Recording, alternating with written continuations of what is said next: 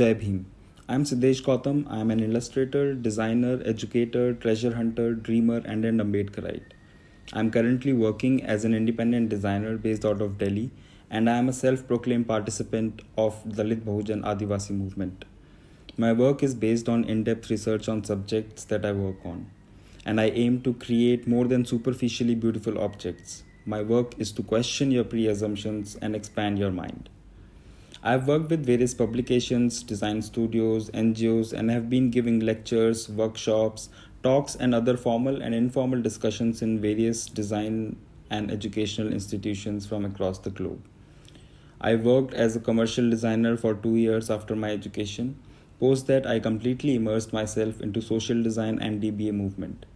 I have a dream to witness a Dalit Bahujan Adivasi art movement flourishing while I am still alive, along with the Ambedkarite dream of equality, liberty, fraternity, and justice for all human beings. I was born in Nagina of district Bijnor in western Uttar Pradesh and was raised in various towns of Uttarakhand and Uttar Pradesh. Nagina is my hometown and is a small town that was once renowned for its woodcraft, and I've borrowed a lot of my aesthetics from the stories of the town and from my late grandparents who always found a way to find inspiring, progressive, and innovative aesthetics and identity while living in Dalit Mohalla far away from Savarna gaze.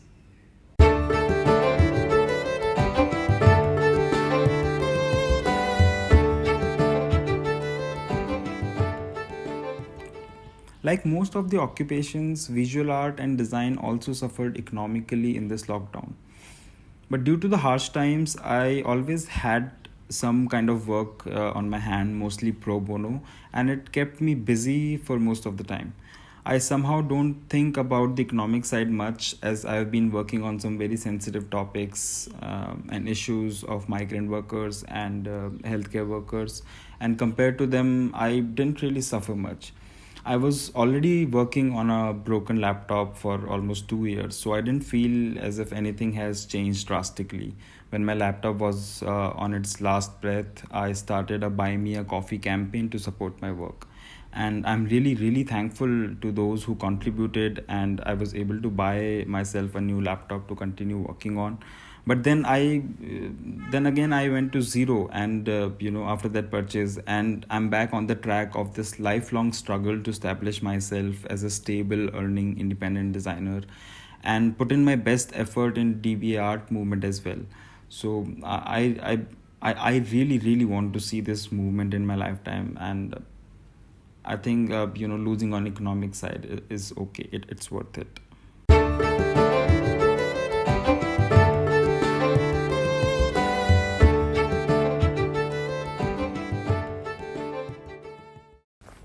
In my view, all artists are political. Even if you make a butterfly, it's influenced by the politics of your region. Art is first a documentation of feelings, expressions, experiences, knowledge, and understanding of one's surrounding.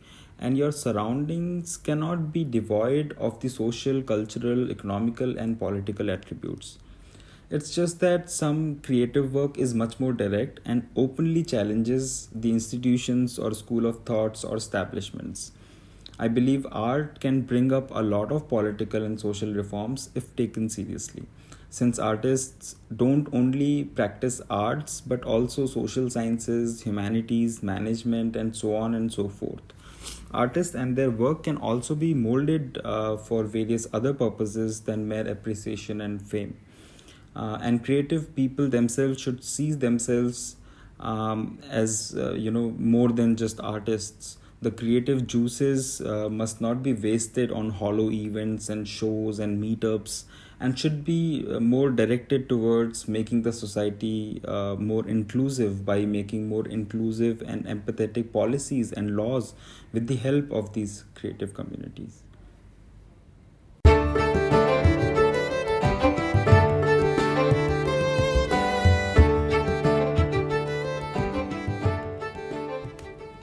As an art practitioner who just want to express honestly, freedom of speech and expression should be unconditional.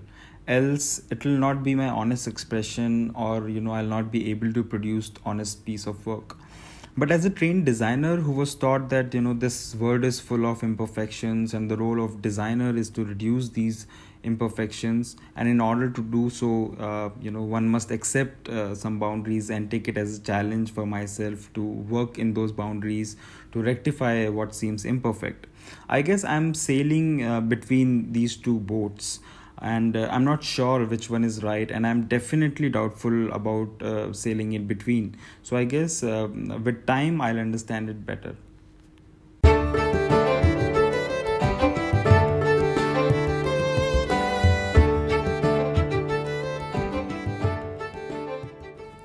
Artists, openly political artists, have been vulnerable to violence, discrimination, and excommunication for a very, very long time.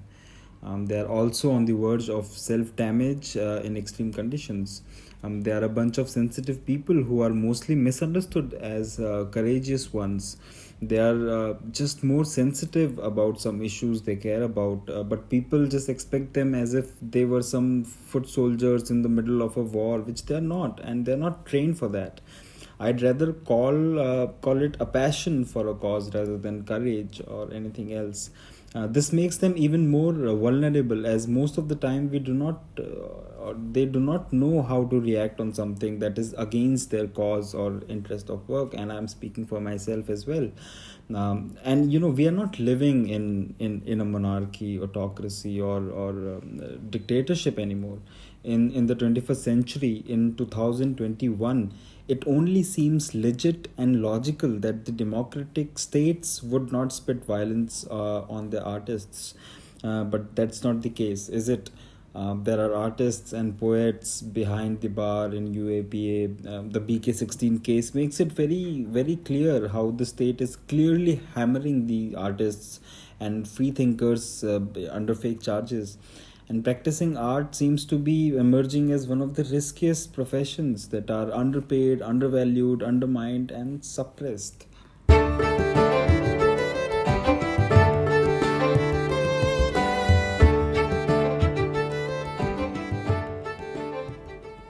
I think it's too ideal to think of unity of these creative individuals due to their largely varying ideologies, perspectives, and school of thoughts. But it's important to build a solidarity in the artist community for fellow art practitioners. If there's a thread of solidarity, there might be a possibility that in the moment of need, there would be many hands for support. And as I mentioned previously, most of the artists are very sensitive beings. It is important for the artist community to respect it and not let anyone exploit it. And as per my observation and experience, there are clear lobbies in the Indian art scenes, and these lobbies get most of the work, and they tend to give most of the work to their own people. Now, these lobbies are made and ruled by the upper caste, upper class people, and they only tend to serve their own people. So to think of an honest solidarity, these lobbies have to be annihilated, and once they are annihilated, once they are demolished, we can think of a common solidarity. And once we can think of a common solidarity, we might be in a position to think of a unity, in the creative community throughout the subcontinent.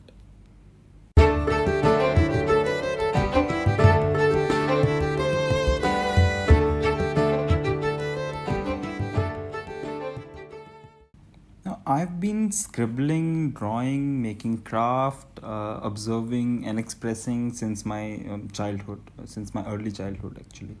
And even though I've never had art as a subject in my school, but I've always had this eye of an explorer and hands of a practitioner of various art forms, from drawing to theater to poetry. And after my 12th, which was in science, I was all set to go for engineering like all my friends. And keeping that mindset, I also appeared for various examinations. And that included NIFT, where I had applied for BF Tech, which is Bachelor in Fashion Technology, a technical course at a premier fashion institute, which I basically cleared after the exam. Now, during my stay in Bombay and in NIFT, since I was surrounded by the fashion design students, my interest in exploring and practicing art re-emerged. And I found my college education, quite easy, and so I decided that I'll spend more time in practicing art rather than, working on my grades. So I graduated from NIFT with fair grades, and I was quite sure that I wanted to pursue design rather than work as a fashion technologist or as a manager somewhere in the buying house or in a factory. So I appeared for entrance exam for NID, and after clearing the exam, I got enrolled for the Masters in Design program, specializing in apparel design. And I was performing well in my academics, and because of which I got an opportunity to go for an international exchange program at IED Milano, which is Istituto Europeo di Design in Milan. And Milan was a city which gave me an international exposure. Since I studied subjects such as history of visual art and art semiotics in Milano, my interest in visual art became even more clear.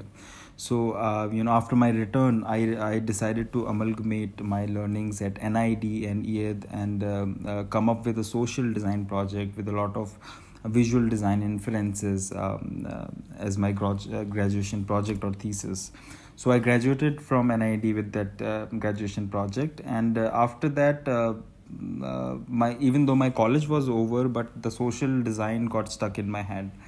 And after campus, I worked on various projects, such as as a commercial designer for almost 2 years in Pune.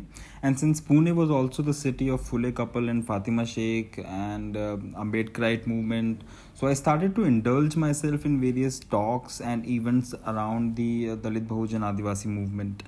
And gradually I started to take the movement more seriously and became more passionate about it. In no time, I was producing a lot of work around the movement, and I thought it would be better if I work on this full time and figure out the economics along the way. I guess I'm still figuring out my place in the movement and, of course, the economy around it. And it's my firm belief that about the Dalit Bahujan Adivasi students, that it is my firm belief that the most honest and innovative art can only be produced by DBA people of the subcontinent. They have the least filters to look at the world, and their art is much more naked, authentic, and thought provoking. And it's sad to see that the Brahminical practices and selfishness has subdued the work of DBA artists for centuries. And because it just doesn't pass through the filter of the Savarna gaze anymore. And due to the these various lobbies that I was talking about of the upper class people, it's very difficult to break the walls and get work. But it's not impossible, and I've been observing more and more artists coming out from the community, and I see more and more hope with that. And for a very long time, we have been limited and restricted by Savarna lobby, as only they had commissions and business for the artists.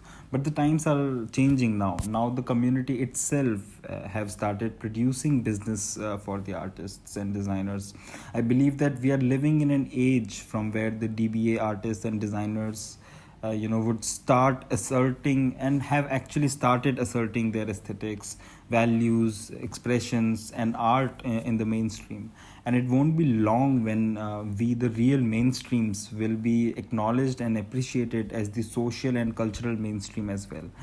So, and it's my appeal to all the young DBA artists, students, designers, aspirants, practitioners, that you work hard, as we are going to remold this field together for once and for all.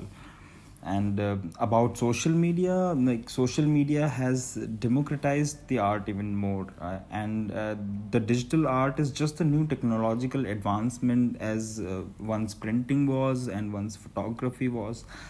And each technological advancement demands a new skill set and thought process.